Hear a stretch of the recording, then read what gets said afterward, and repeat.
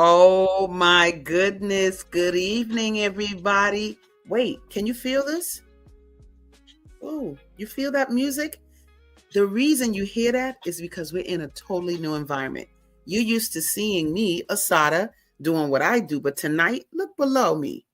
This is Leaders of the New Nonprofits Empowering Worlds. This is the new female solution show for Thursday nights, baby. And so we're going to be introducing the queen of Leaders of the New, Bridgett Scarborough. But before we start, we're going to take a little look at the female solution because what? We wouldn't even be here if it wasn't for the female solution. So if you don't know what it is, just take a look. Don't go nowhere. We'll be right back.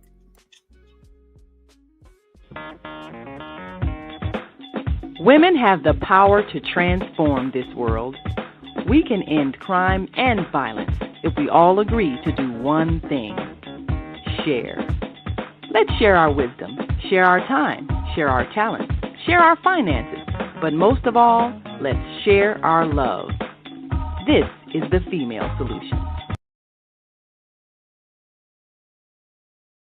All right, like I said, we are here tonight to meet the founder of an organization that helps people start 501c3s. She helps people maintain 501c3s. And I know it's a ton of you out there that believe in 501c3s. You want to build one yourself. Well, guess what? You're in luck tonight, baby. Good fortune I'm going to bring to the table none other than Bridgett Scarborough. How are you, Bridgett? Hey, Asada, how are you? Oh, Hercules. So I think I'm a lot sillier than Bridgett, so I'm going to, mellow out. But I think this is just such a great opportunity because Bridgett's doing something we all need. And when you're trying to form a 501c3 organization, if you don't know what that is, she's going to explain it. You need someone you trust, just period, their aptitude, their ability. And Bridgett is that. We actually have a long-standing history together. She probably remembers it even better than me, but we've been affiliated.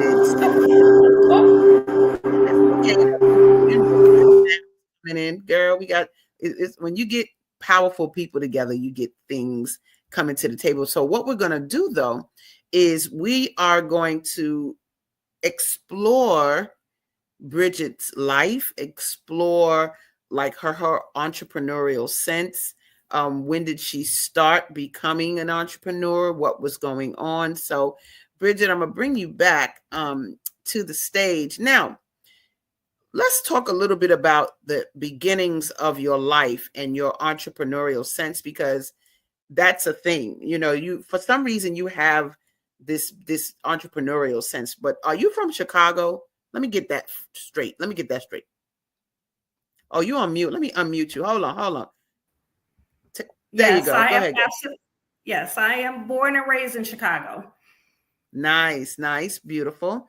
And your environment in your kind of in the arts and dealing with business, it begins where? Because I even saw a book that I'm getting ready to bring to the table. Like, you got a book, and I saw that you were running some poetry set. So talk a little bit about your beginnings with the whole arts and entrepreneurship.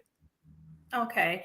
Well, I can't quite tell you where it's started. I think it maybe started with me not wanting to ever work for anyone. So I always felt like I wanted to be self-employed or have my own business. And from a very young age, I was creating income for myself in various ways. And the first, I want to say the poetry book that you're referencing was probably my first entrepreneurial venture. And ever since then, I've always just enjoyed creating employment for myself, creating opportunities for other people, and helping other people develop business. It's just always been something that's fascinated me. So not only have I started several businesses in my lifetime, but I've also helped other people start business. When someone tells me about a business idea, I get excited. And it's just part of who I am. It's part of my core belief system that every Black family should have a family business, and we should be a resource for ourselves. And I've always wanted to, another thing, let me mention this, when my son, when my son and my brother at one point in their life was looking for work and it was hard to find work, I always envisioned myself employing my own family. I never wanted any member of my family to be out of work or be in need of a job and struggling and things like that. So I feel like all families should have some type of business that they can use as a foundation. Even if you have a job, or if everybody has other jobs, they still have that business as a foundation to fall back on, Sure. and help family members that are in need. So that's always been something that's in me. That's always been a passion of mine, to not work for people and to be able to be a resource for my family. Now talk about this book for a minute. This Renaissance of Consciousness, poems by Africa. So y'all, that's her stage name, Africa, with a K, phonetically correct, right? So you said this was your first entrepreneurial endeavor. Yes. And what made you do it? What is that inspiration steeped in? Where'd that come from? I was in college at the time, and I've been writing poetry since I was in high school. And when I started college at Columbia College, I started out as a journalism major because I thought, with my limited knowledge of the different types of career paths that are out there, I always thought that because I like to write, then I had to go into journalism. That was the only field that I thought a writer could go into. Okay. So I did start off as a journalism major, and I was in the work. I was working in, this was back in probably 96, 97. And I was working in the computer lab, and so I had access to all of the equipment, and I was writing poetry at the same time, just as a hobby. So when I had my downtime in the computer lab, I would type up my poems. And the one class that I took in the journalism program that still benefits me to this day was desktop publishing. Oh. And I can't tell you anything about any of the other journalism classes, but that desktop publishing class changed my life, because once I learned desktop publishing, I was able to do the design and layout for my book. And my partner at the time, who was the father of my oldest two children, he did the graphic design for the book, because he's an artist. And I just gave him the concept. I told him what I wanted, and then he drew it out for me. And another classmate of mine, Corey, did the graphic design, took that drawing and put it on the computer and, made it into a graphic design. And then I had another student who was in the photography department. She did photograph. I spent my own money to print it up. I printed up 100 copies. I did a book release party where I had, took place at an art gallery. I had musicians there. I did a reading. I gave away signed copies, or, people purchased signed copies of the book. And it was just a whole thing, right? But this was before self-publishing was popular and as easy as it is now, So it was, at that time, something that I didn't know anyone else that had done that at that time. The internet was around, but I wasn't using the internet, and I didn't know anyone else using the internet. So this was something that, I just wanted to do, and I made it happen with the resources that I had, the people around me that were artists. Nice. Now, the thing that's so I thought key about that book was going to make me rich. It will in a minute. Though, like this is that's getting ready to be like a legacy item in a minute. So don't get it twisted. I think what's so key about that is people, if you're watching, your dreams, making them a reality is a thing. And I love how, when we look at, well, how will you handle our businesses? It is steeped in you handling your own and looking at the things you had to do to establish that, right? And it's so key. So you had this book, and then, like you said, this is so key. What were you hosting shows as well? Like this looks like open mic night hosted by you and somebody else. And how did that take form? So this was actually years later.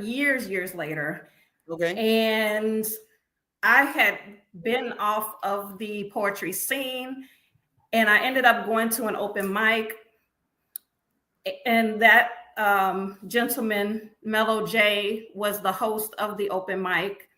Okay. And I came up, I performed that night at the open mic, and I read some passages from my book, and I kind of explained, it was old at that point because I pushed that book in 2001.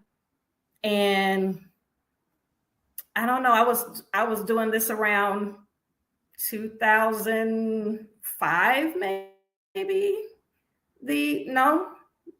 around 2005 or something like that. But this was, this had to be around 2010. So we're talking about 10 years later, 2010. And I was reading my book just for nostalgic reasons. And then Mellow J said, "Hey, would you like to co-host this open mic night with me?" I'm not sure what possessed him to ask me to do that. I've never, especially at that time, I didn't see myself as a host or thought about being a host. And but I said yes. And it was pretty successful for a while. It took place at a loft in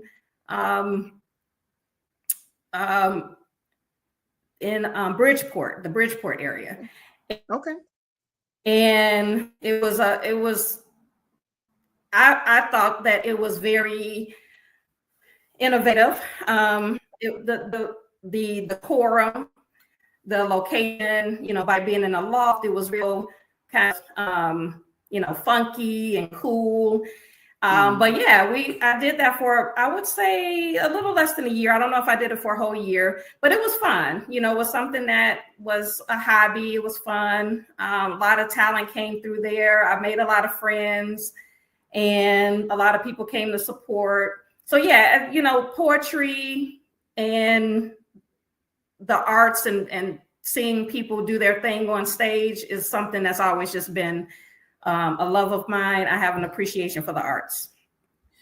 Which makes me feel comfortable, right? Because being in the arts, being a writer, working with artists, you really, they almost can be a clash between some of those financial worlds, business worlds, and arts. Like the people in the arts not really facilitating what they need to with regard to that. But it's nice that you have a marriage of that in yourself, having the sort of a history with that. And then now coming into a world where you're helping us establish ourselves to be real business. Now, you went into a whole sort of education meeting and working with kids, but you were speaking at one point. Now, what were you talking about? We got you here doing a presentation. Looks like you're working around early education issues, or who were you actually talking to? Because I got audiences on the show and all of that. What were you talking about at this stage of your development? So right now, 501c3, my org is a consulting company, and I work with nonprofits, and I help founders to start their nonprofit. But this is not my first rodeo as a consultant. My first consulting business was Scarborough and Associates. And so what Scarborough and Associates was a professional development company for educators. So I provided trainings for early childhood educators. And most of the pictures that you're seeing here is me at different conferences and some workshops that I actually put together myself. So yeah, it was just a variety of different trainings that I did. That was this one that you're showing now was in Wisconsin. I used to contract with a company called Teaching Strategist, so they sent me around to a lot of different states to do trainings for them. But I also have my own trainings that I developed, and I was a professional development provider for the the State Board of Education, and I also, went around doing my own package trainings that I developed. I had about 3 of them. Gotcha. My most popular one was called Observation, so I would train teachers how to observe children and then plan for their instruction based off of that observation and what is the proper way to observe them and analyze data and things like that. Got you. So you guys, like she said, this ain't my first rodeo. Now, I definitely have been working professionally to help others in a different capacity, right? As a consultant. But girl, I learned about you yesterday, something that just tickled my fancy. I was like, what? Why didn't I know this? You went and opened, I didn't know this. You opened a toy store? What? I was like, what? Wait, what? That had something to do with books. So I look, when you look at pictures like this and you see your involvement with young people, like, were you a teacher here working with young people? Yes. Yeah, teaching is my trade. So as I stated before, I did start off as a journalism major at Columbia College, but I quickly switched to education because I was teaching at the time. And so that really became my passion. I ended up getting my master's degree from DePaul in education. So that's what I've teetered between teaching, entrepreneurial ventures, as well as program management, but all in the realm of education. All of my 9 to 5 positions, so to speak, have been either teaching or program management in education. Cool. Programs. And we're so alike in that. You actually had me come out to do a workshop at one of your facilities. Oh, you remember that? I remember that one. Girl, I remember that one. That was live. This child, she told me something early, talk about, you don't remember you was the keynote speaker at my event? I was like, what? What are you talking about? But I do remember the event where you had me come speak, and it was a primarily Latino community. And I really think that some of them might have been bilingual, but I worked with, it was a parenting workshop. So you even had me come work with your facility. And I do remember. I got pictures of that girl. But what really rocked my boat yesterday was this. It was like, what? You got a grand opening of a toy store. So you owned a toy store in Rogers Park. And the thing about it that I loved about our conversation wasn't just it's a toy store, because I play games every day. I love toys, but you sold Black books, and you talked about your evolution into working with books. So talk a little bit about the store and its aims, really its aims and what you were trying to achieve in the community. Yeah, so I was born and raised in Chicago, but primarily I grew up in Rogers Park. And I came to Rogers Park when I was in 7th grade. And I ended up staying all throughout my adulthood. I raised my children in Rogers Park. And so this was this toy store I opened up in Rogers Park, literally in walking distance from me. And I felt like I knew the community well enough that I thought that they would be receptive to something like this. But how it came about was, again, a mixture of me wanting to be, self-employed and I wanted to transition from being a from being self-employed to actually being a business owner where I employ people. Okay. See, that's the difference between, in my opinion, a true business actually employs people.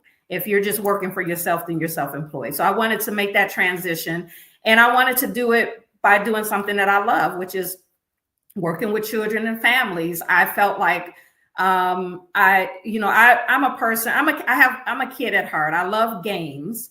When I teach a lot through games. I either bring in games or I create my own games. When I had the consulting business, Scarborough and Associates, I had a training called Incorporating Games into the Community. I'm sorry, into the curriculum. Sorry, I'm a little nervous. Incorporating games into the curriculum.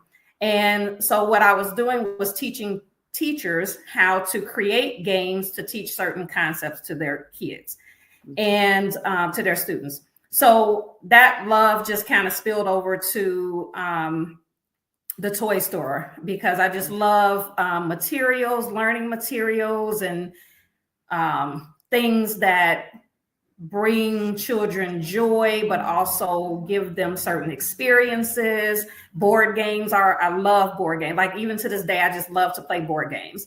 And I've created a few board games. I've created card games. So this was just like, okay, if I'm going to do a business, and I'm going to do something that I love, which is, playing games, introducing materials to children, seeing children's faces light up, and providing resources to families, and giving them a place where they can actually come and interact with their children. This was right at the onset when video games started becoming real popular and online stores started becoming real popular. So to have a brick and mortar where people could still go and actually physically buy toys and engage with the community and, interact and just have that.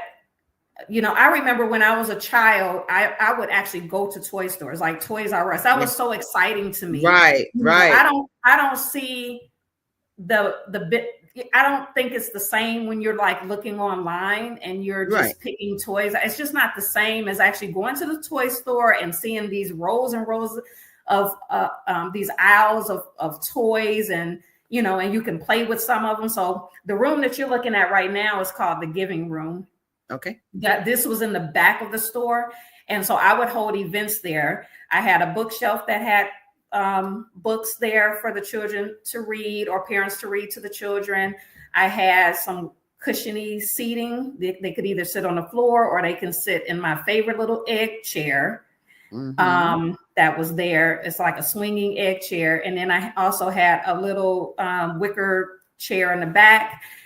And so there was a variety of different seating so people can come and interact with their kids. They can sample some of the games. So I would open up some of the toys in the games so that people can sample them.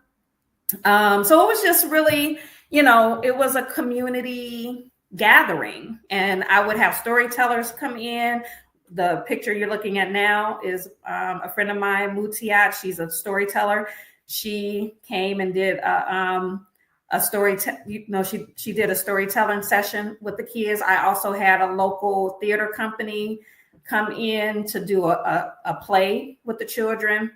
And lots of friends of mine that are educators came in and just read to the students. Nice. So I just had, I wanted it to be like a gathering place, for people to come.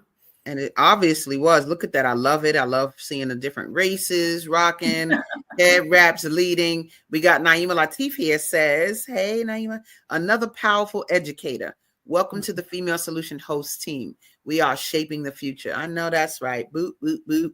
Thursday night is about to be lit with these types of things. And the reason we are taking this type of time, you guys, to look at sort of the background of Bridgett is because it's everything many of us are, like wanting to own a brick and mortar, wanting to turn your passions into actual businesses. Like, you've done it. You don't have to you're not going to sit there with us and be like, I don't know how real that is, because you've actually done it. Like, you've gone from idea to actual concept already, whether it was the book, whether it was the speaking in public, whether it was the toy store, so much. And I think it's so great. And I loved hearing when you talked about the authors, and you said that you were focused on bringing in Black writers, and how you weren't really familiar with all the Black writers. So talk a little bit about that experience and your finding the amount of Black writers that were coming to the table. So how that came about was I had toys in the toy store, which mainly I got toys from trade shows. So these aren't toys these aren't like mainstream toys that you would see commercials of. These were toys that I got at trade shows straight from the manufacturer. So so they were very unique. I say that to say that books books are not that easy to acquire when you have a store. You have to go through large distribution companies, and you have to have a significant amount of to bring in books to your store. So what ended up happening was, once I opened the store, just, Allah is good. All of a sudden, I started running into all of these Black authors. I mean, and it was like they just started coming out of the woodwork. Like, I would just meet them just all over the place at the events and things like that. I'll start talking to a person, and then they'll tell me, "Oh, I'm an author. I wrote a children's book." And I'm like, "What? I have a toy store." And so I'm like, "Why don't you, bring your book to my toy store, and I'll sell it in my toy store." And also a couple of authors came to let me know about their book. So I started discovering that there were so many Black children's book authors in Chicago that I never knew existed.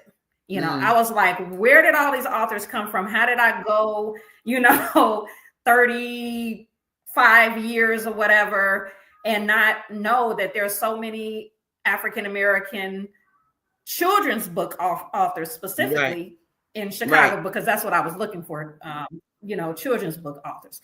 And so I ended up carrying quite a few independent, self-published children's book authors in my store. And because I started meeting so many, and then, one will introduce me to another. So it just became like a little network where, once, one person knew about me, they would tell their author friend about the toy store as well. And so then I would become familiar with another author. And so anyway, I ended up one time during Kwanzaa hosting a mini book fair in honor of Kwanzaa, where I had all of these African-American children's book authors from Chicago come into the store, and they set up tables, and they they talk to the children about their books, and the children can get a signed copy. They can ask the author questions, and that day they also read to the children. So each of the authors had an opportunity to read their book to a group of children. So it was just like, it was awesome. That was one of the best days. So y'all know, when I heard that, I was like, dude, when I heard that, what? Like, and I just love kindred spirits off the cuff. But to see that some of the mission and the aims, are and were the same. I was like, are you going to bring the store back? And I love to hear you say, yeah, I want to bring it back, because I said, oh, girl, I'll help you. Because I think that, we just need places to share our expertise, to share our storytelling, to share our art. And so, while brick and mortars come with a lot of responsibility, it's nothing like having it to say, have it at my place. And, oh, yeah, you can sell your books in my place. And I thought that was so key. Are you prepared tonight to talk about your future nonprofit, or you want to keep that under the back burner? Which one do? You want to talk about it? What we talked about, your coming 501c3? You want to talk about it or Okay. no? So yes, you went out on me for a minute, but I think what you asked is, do I want to talk about what my company 501c3 or my new podcast? Well, Or both? we're going to deal with your new podcast when we come back from commercial break, which I think that's what we'll do right now, real quick. We're going to take a quick commercial break, y'all. But when we come back, we getting into the 501c3 gusto. Now, we're going to help you understand what Bridgett brings to the table now. And if you think that you want to start a 501c3, know someone who does, but you're not clear on it, you're going to get clear right now because she can help you. So stay tuned. Don't go anywhere. We'll be right back after these messages. Soulful Chicago Black History Book Fair. Hey family, this is Charles Humphrey of MCH Publishing, and I'm here with Ashada. And we at the Soulful Chicago Book what? This is the Soulful Chicago Black History Book Fair, slamming. We getting down in Hyde Park. Just run it down, my sister. Just tell us, for the people, a little bit about what we're doing here today and why. You know, this is the Soulful Chicago Black History Book Fair, and this month is very important. I feel like we don't give it the type of recognition that it needs, but beyond that, I do all things literary, and we have so many ancestors that have taken a tradition of writing and done great things. Well, we have those of us that are carrying on that tradition, and nobody knows about them until now. So the Soulful Chicago Black History Book Fair is allowing us to tell our stories according to ourselves for our own benefit. And it's just beautiful. I mean, she could have been here today if you wasn't here, but if you were, it's been amazing. People came in consistently, children, and we have children's authors, we have nonfiction authors, we have fiction authors. This is really good. And it's about taking our own power in our own hands and doing what we do on the literary tip, though. Right. I got to work, but I can't help it. Everything going to school. Now I just about bring my African shit like this. Bring it back.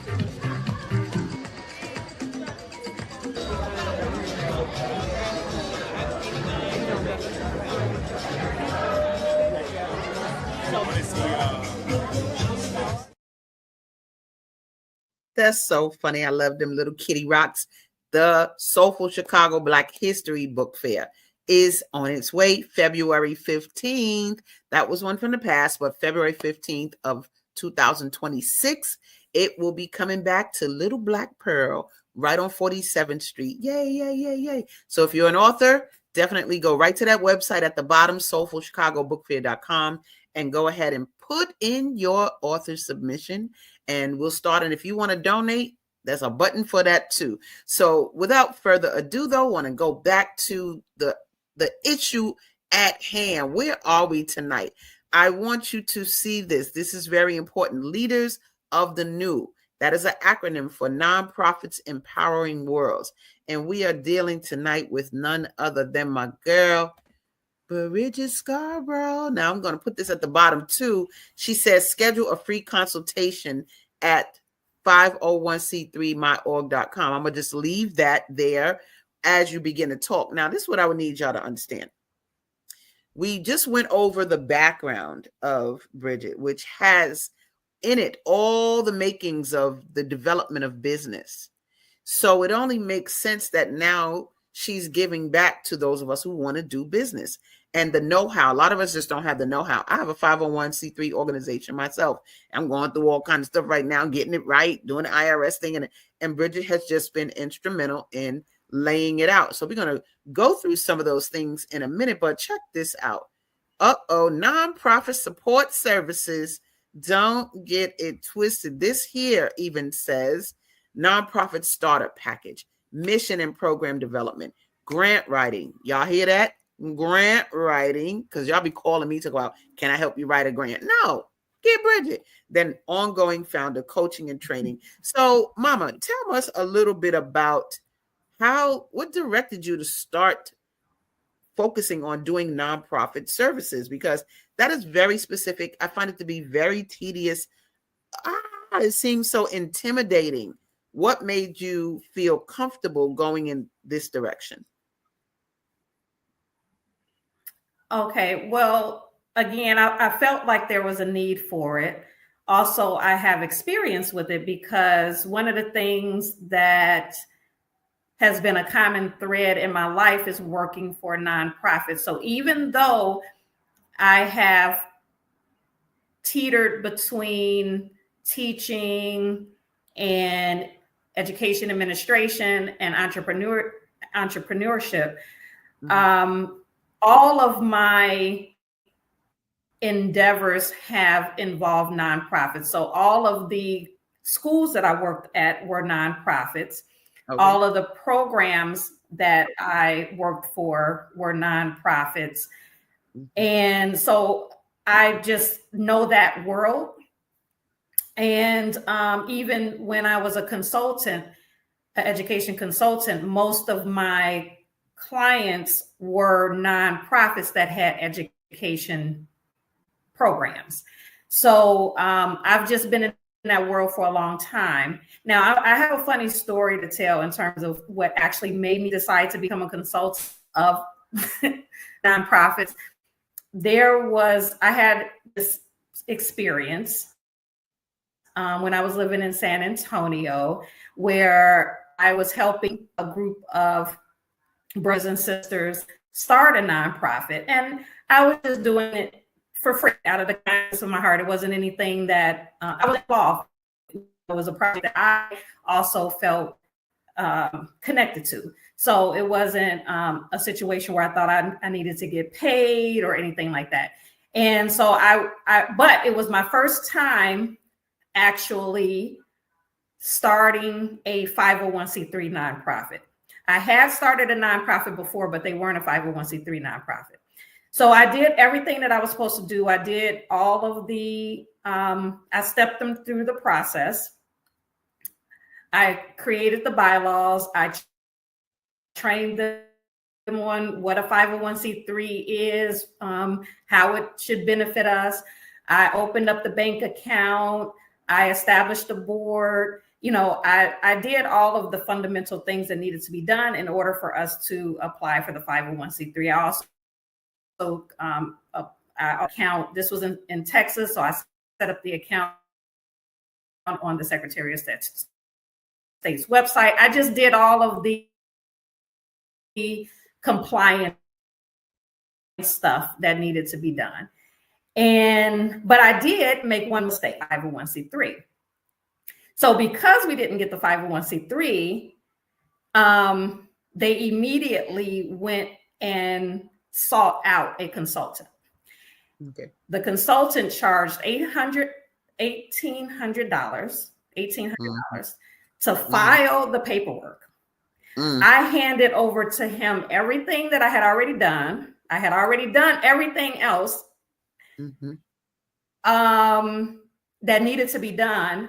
All he had to do was refile and just correct that one mistake that I made. And this is a common mistake that to this day people make. And I'm so happy when I'm able to tell them, don't do this and steer them in the right direction. So he received $1,800 for refiling paperwork that I had already done 99% of the work. All he had to do was correct that one mistake and refile everything. So I was like, whoa. So I was like, I'm a business person. So I'm like, people charge for this? The thing that I'm doing for free, the knowledge that I have that I'm contributing to people for free. I said, people charge for this. So that actually what catapulted me into, and then right after that, the pandemic started. So gotcha. It was like either during that time or right afterwards, we went on lockdown, right? Yeah. Gotcha. And so that's when I said, and so I was already out of work because we weren't able to come back to the office. I was actually a education manager of a very large nonprofit community action organization in San Antonio. And I was the program manager for the Head Start. So gotcha. We weren't able to come back to the office. So once I was on lockdown, that's when I started making these moves to start the consulting company, because I said, wait a minute, I have an expertise that, people pay for, Right. and that really taught me this was actually a industry that I can go into, and then also a lot of during that time, a lot of my friends were also starting to embark on ventures that had been dormant, and because they were working a 9-to-5 job, but now Yeah. they're at home, they have time, and they're like, oh, let me explore this idea, let me explore that idea. And they were asking me about how to get started.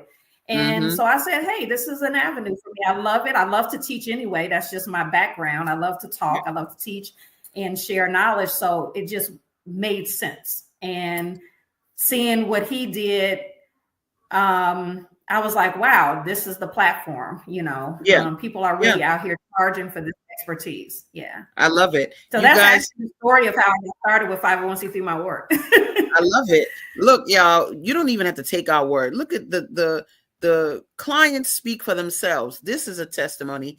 Bridgett's guidance, education, and structural support were instrumental in helping us establish Fly Choice Community NFP as a legitimate and mission-driven nonprofit organization. What? Periods. Let it be known, right?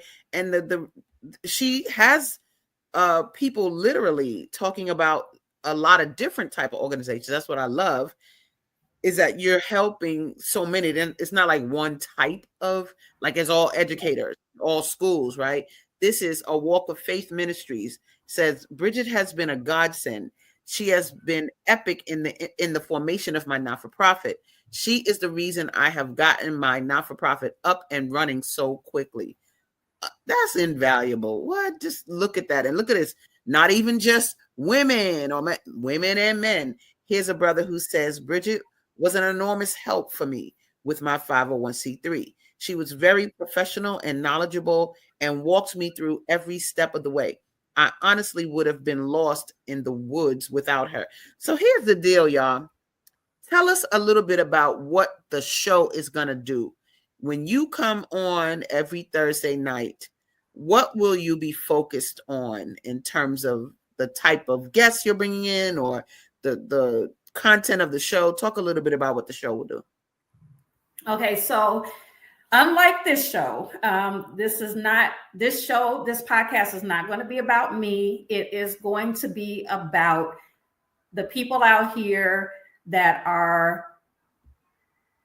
building nonprofits from the ground up. I will be focusing on telling founders' stories. I have been doing 501c3 my org for 5 years now. I have come in contact with so many innovators that have built nonprofits from the ground up, started with an idea. They had a passion, they had a mission, and they wanted to make a change. They have a story to tell. And so these are the people that's going to be on my show. And what I want, although all of these organizations are doing great work and they have very needed services, but what I'm going to focus on is the story of the founder. What drives them, what motivates them, what challenges do they have, how do they overcome those challenges, and it's in hopes for them to inspire others to keep going. Because in the work that I do, I've seen a lot of successes, but I've seen a lot of people also just burn out. And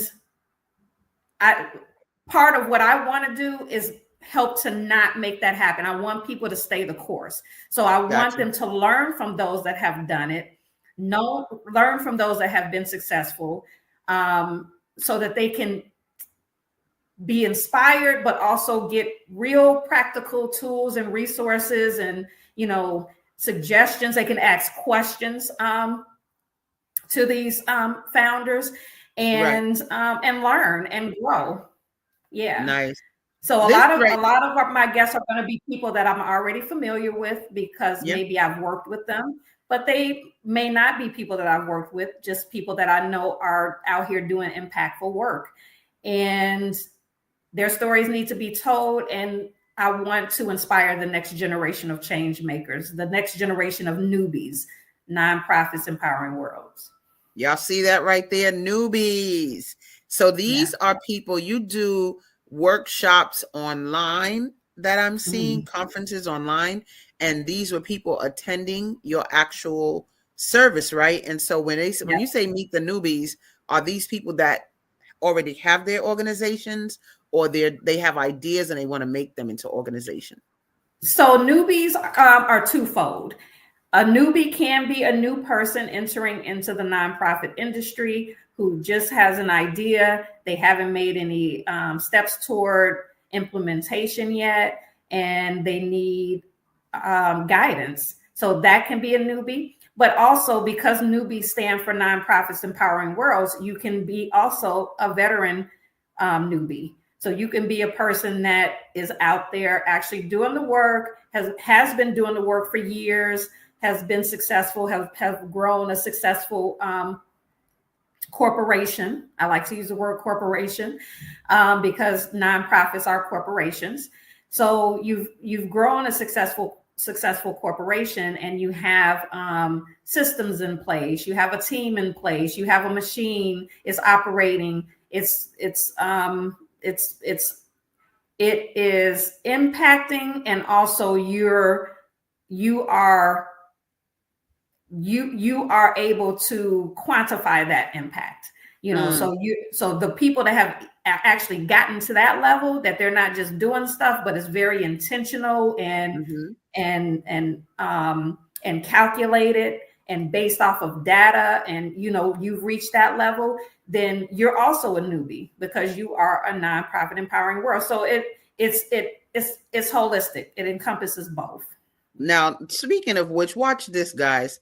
You want to talk about her laying it on out for you? Check this out. You see the key difference? Instead of distributing profits to shareholders, she breaks it down what a nonprofit is, right? So simple. And I love how you put it. Well, look at this. Starting a nonprofit isn't just about heart. It's also about handling your business like a CEO. Boop, boop, boop. Just so you know. And this is important to say. I want to make sure I say it before we go. We have some time left. But you have an event coming up this weekend, right? Yeah. So every third Saturday of the month, I do a training called Empowering Communities, How to Start a Nonprofit and Get Grant Ready.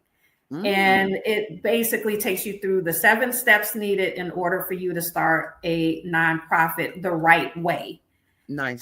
It's really good to take this training because it helps you to avoid making some common mistakes like I made, 5 years ago, or a little over 5 years ago when I was working with that organization, and I was doing my first go round with starting a 501c3 nonprofit. I have accumulated, even when I first started my consulting company, I didn't know what people didn't know.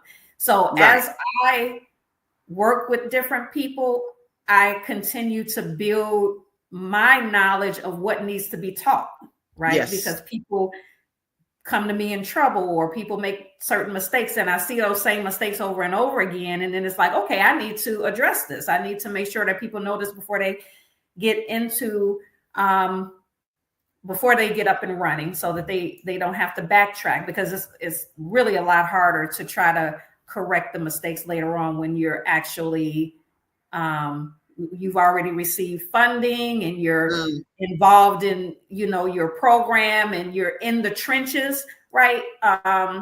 It's harder to then go back and start correcting things. So you want to get started off the right way, and that's what this training is.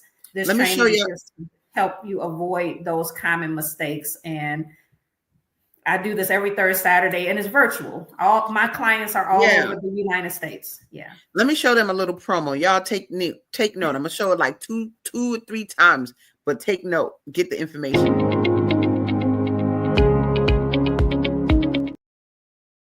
Okay, hold on. I'm gonna play it like 2 more times, y'all, so y'all can get it. It's quick, but it's informative. Watch.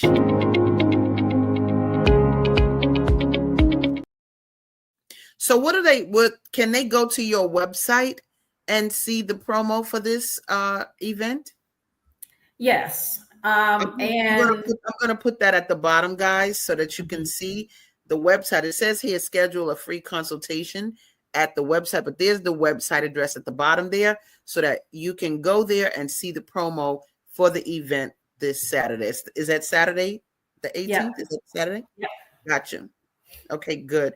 I want to we're winding down, but I want to share more of what's in store from others. You guys, here are a couple of other success stories. Holistic Birth Collective. She says 501c3 my org helped us get our organizing documents in order quickly so that we could meet our funders' requirements. So important. I just went through that myself. And then we got the Black International Film Festival. She said Bridgett has been an instrumental part of the growth, development, and sustainability of their organization. Big time. So that to me is just, it's invaluable. Now you do these, what I want you all to see is that this is the background of the show that's going to be here on Thursdays. She's going to be interviewing people that have their organizations that are founders, but I need you to see what backs all of that, like her expertise and the level, her doing virtual webinars for people. That's important. And then again, just people and what they have to say. This brother says, what is it? Smooth and Social Roots Foundation. Bridgett helped me to make my idea of starting an agricultural program for kids into a reality. Invaluable. And then we have, she says, I have been immensely pleased with Bridgett's expertise with nonprofit work startup, helping me in all aspects of starting a new nonprofit organization. She is easy to work with and knowledgeable and detail oriented. Hercules. Look, we love all of that, clearly. So I love that you have, people that are given, not just one or two people, but different genres, different races that, you're coming, bringing your expertise to the table and helping their organizations thrive. And so I love the idea of the show. I guess I want you to just talk a little bit about sort of going forward, because I know she even brought herself in my metaverse. When I had a metaverse environment, she got an office inside the metaverse. Now that means she was walking around, y'all, as a little avatar with an office and met a company in the metaverse, and they started, and you helped them with their organization. Talk a little bit about that. Yeah, I mean, that was exciting for me. I've always been a fan of you, Asada. I think that you are definitely ahead of your time. And so you're always forging everyone ahead and telling people, what's next. I think that there's a saying that you always have: we're not doing Black history. We're not learning Black history. We're learning Black future. Right. Yeah. So so you're living in the future. And that's what I love about you. So the metaverse was something that you invited me into. I was fascinated by it. People could meet and network and present. I think you showed, did you show a concert in the metaverse? Or I did. She did a conference. You had some performances in the metaverse, right? Yeah, also you did a whole conference, a whole Soulful Chicago Book Fair in the metaverse, right? Mm-hmm. Where the authors could actually have a booth in the metaverse and talk about their book, and people could actually purchase their book in the metaverse. So I just was fascinated by that. So when Asada asked me to open up an office in the metaverse, I was down. I'm always down to do something that's new and innovative and learn. And I thought it was the coolest thing ever. So we had I had a meeting in the metaverse, and we were all avatars in the metaverse. I did a presentation, we just like we were in a meeting. Yeah, just And like you started, we and were you actually helped. Didn't you help one of my authors get an actual 501c3 after? I did, right. Mhm. Sandra Washington. Yeah, Sandra so Washington. she's an author that I met in the metaverse. That's right. I forgot about that part. Yeah, And yeah. she became a client, and I helped her Nice. start an organization called Charms Medi Helps Foundation. Yeah. Beautiful. I love it. That's what I love. And she's Making that going to be one of sense. my guests, by the way. She's already on the roster. Nice, nice. I forgot I met her in the metaverse. Yeah. Yeah, no doubt about it. Hey, that's what I love when I hear those stories. It's like you don't know until you know that these little inner workings are happening. So I know that you do have, and I want you to load her picture for us. The woman that will be coming to your next show. She already has guests lined up, you guys, for the Thursdays to come. And so talk a little bit about who your next guest will be. If you can get her image back up, that would be great. If not, talk a little bit about your next guest. Okay, And we got like a minute for you to just say sort of those words, what's coming up, what people can look forward to. Okay, let me bring her picture. Let me load her picture up. Yeah, take your time, girl. Take Should your be time. coming in a second. Okay. I'll take this out. And so this. Go ahead. All right. So this is, okay. So this is Saida Taylor. She is the founder of Organic Oneness. Okay, she is going to be my first guest next week on the podcast. She is an amazing person that everybody should know, and everyone should know her organization, Organic Oneness.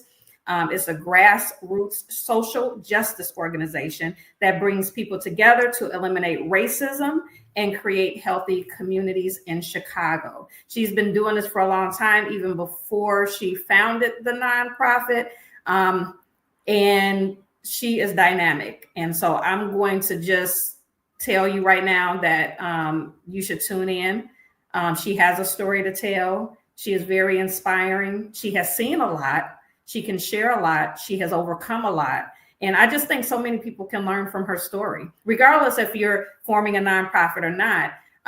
You should know that this woman exists. You should know that her organization exists, and the stories that she has to tell about what she has seen in her activism, is just outstanding. So I've taken part in some of her conferences. A big part of what she does is tries to tie in the trauma that we have from slavery and the injustices that we had historically, and how we're still suffering from that type of trauma. So she teaches a lot about that, and ties that into what's happening, in Chicago right now in terms of the violence, mindset, health, all of these things that plague us as a community. Got you. Well, guess what, Bridgett? We are out of time. I am loving everything that you've brought to the table. Thank you so much for being here. You guys, thank you for tuning in. This will be Bridgett's Spot, Thursday nights at 7 p.m. Central Standard Time. Leaders of the New, what? Leaders of the New, N.E.W, and that's Nonprofits Empowering Worlds. We love you. See you. Enjoy the rest of your Thursday night. And we love you, Bridgett.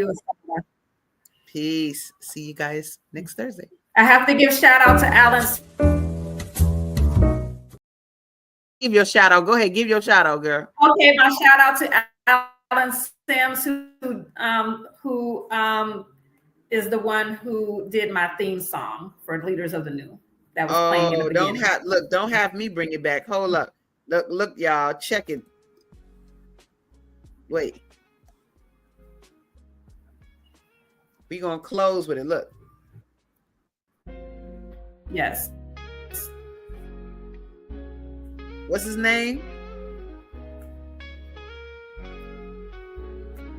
This is the thing on, guys. This is here every week. I love it. You hear this, you know it's me. You know it's me when you hear this. No doubt. Take peace, everybody. Peace. Alan Sams. Oh, Peace out. All right. We've come to the end of our show today. If you missed any broadcasts, go to our website for the audio and video archives at www.thefemalesolution.com. On behalf of our team of radio hosts, I'd like to thank all of you who participated in today's discussions. And to our global family joining us from all around the world, we say thank you. To our family in China, xie xie. India, Dhanyavad. Japan, arigato. Korea, kamsamnida. Russia, spasiba. Germany, danke. Poland, dziękuję. France, merci. Spain, gracias. Italy, grazie. Egypt, shukran. Ghana, madasi. Nigeria, eshe. South Africa, Ngiyabonga. Senegal, Jaref. Kenya, Asante. Israel, Toda. Pakistan, Shukriya. Afghanistan, Tashakur. Saudi Arabia and Palestine, Shukran. Assalamu alaikum wa rahmatullahi wa barakatuhu. Thank you, and may peace be upon you and the mercy of God and God's blessings.